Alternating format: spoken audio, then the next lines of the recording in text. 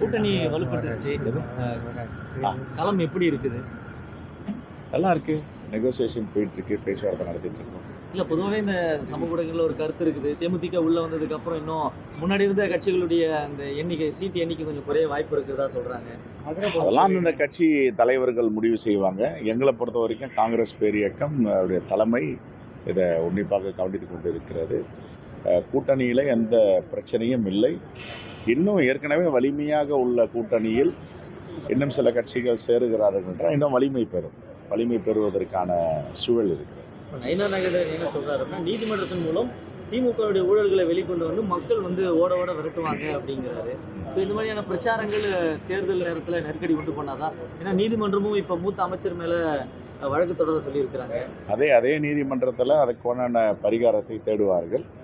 எவ்வளவோ வழக்குகள் போட்டார்கள், எந்த வழக்கும் இதுவரை நிரூபிக்கப்படவில்லை. இந்த வழக்குகளையும் திராவிட முன்னேற்ற கழகமும் அமைச்சர்களும் எதிர்கொள்வார்கள். காங்கிரஸ் தலைவரா நீங்க ஸ்ட்ராங்கா இருக்கிறீங்க கூட்டணி நிலைப்பாட்டில்.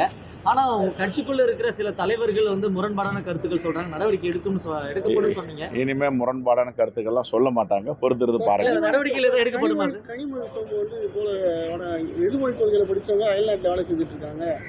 இது போல ஹிந்தி படிச்சவங்க தான் வந்து இங்க பயணிப்பு விட்டுட்டு இருக்காங்க. இது போல கஞ்சா காட்டிட்டு வந்துட்டு இருக்காங்க, கஞ்சா கொண்டு வந்துட்டு இருக்காங்க சொல்லியிருக்காங்க. பேசிருக்காங்க ஸ்டேஜ் கனிமொழி எம்பி. கரெக்ட். அவங்க கருத்தை அவங்க சொல்லிட்டு இருக்காங்க, கருத்துரிமை. Thank you sir.